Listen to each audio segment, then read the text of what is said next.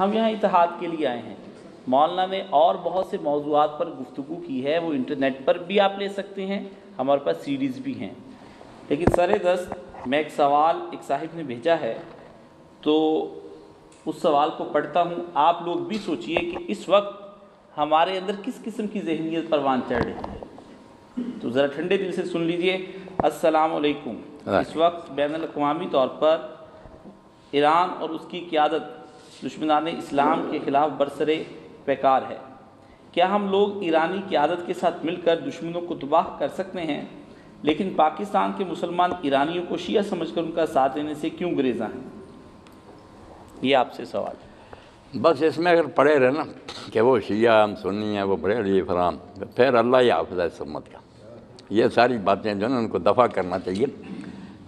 سارے کے سارے جو آپ اللہ کے رسول کی امت ہے نا، ایک ہو جائیں، ایک ہوں مسلم حرم کی پاسبانی کے لیے، نیل کے ساحل سے لے کر تاب خاک کاش کا۔ یہ اختلاف جو نا شروع سے آ رہے ہیں، مگر اس کے باوجود لوگ جو نا جب تک متحد رہے، کفار پر ہمارا غلبہ تھا، وہ ہم سے مروب تھے۔ جب ہم آپس میں ان جھگڑوں میں پڑ گئے، آپ نے دیکھا ہی نا کہ سلطنت عباسیہ برباد ہوئی، بغداد جب تباہ ہوا، تو یہی تھا کہ آج اس دن شیعہ کے محلے پر حملہ ہو گیا، اگلے دن انہوں نے سنیوں پر حملہ کر لیا، پھر ہلاکو خان اور اس کے چیلوں نے آ کر جو حشر کیا، 600 سال کی ہماری کتابیں دریا برد کیں، سارا کتب خانے برباد ہوئے، مسلمان اس وقت سے دوبارہ اپنے پاؤں پر کھڑے نہیں ہو سکے۔ یہی نتیجہ دیکھنا چاہتے ہیں۔ اللہ پناہ دے سے بالکل اجتناب کریں۔ یہ شیعہ سنی کی بحثیں کچھ نہیں، پرانی باتیں ہیں، شروع سے چلی آ رہی، کون ان کو ختم کر سکتے؟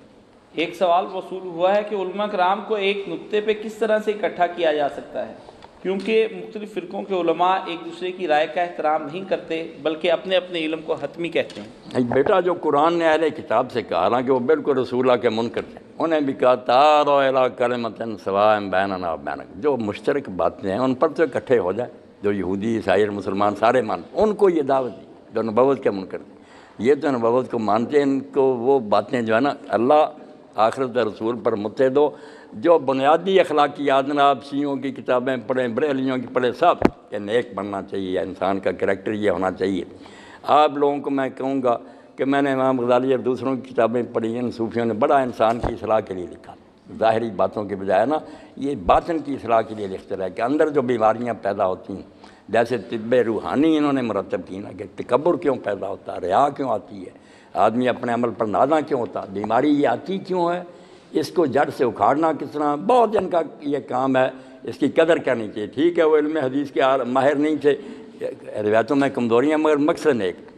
اس طرح آپ لوگ اگر صرف اصول کافی جو ہے نا شیعوں کی، جیسے ہمارے یہاں بخاری، اس کا جو ابواب ہیں، ابواب الکفر والایمان، یہ خالد صاحب بیٹھے ہیں، حافظ صاحب، آپ سب پڑھے لکھے، اگر اس کا اردو ترجمہ مل جائے نا، صبر، شکر، اظہار، عفت، جو بھی نیکیاں، ایمان کے شعبے اور کفر کی شاخیں، تکبر، حسد وغیرہ، چیپٹروں کے چیپٹر، جو کچھ اس میں لکھ لیا نا، میرے خیال میں انسان کو درست کرنے کے لیے اس سے بڑھ کر اسلامی لٹریچر میں کوئی ذخیرہ نہیں۔ ابواب الکفر والایمان آپ پڑھیں گے تو مست ہوتے جائیں گے کہ رسول اللہ کے خاندان نے یار یہ ہدایت نہیں کہ اگر اپنی اصلاح کرنی ہے، اپنے اندر سے حسد نکالنا، تکبر اور ایمان لانا، تو یہ باتیں کرو۔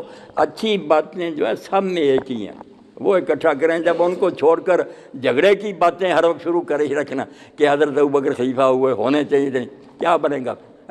اے گرفتار ہے ابوبکر و علی، ہوشیار بات۔ اقبال کہتے ہیں تم ابوبکر علی میں پھنسے ہوئے ہو، کچھ عقل کرو، اپنے وقت کی فکر کرو، کفار مٹانے پر تلے ہوئے ہیں، تم اس کی بجائے کچھ سوچو۔ اور جو کرنے کا کام تھا، اتنے ہمارے مسلمان ممالک ہیں۔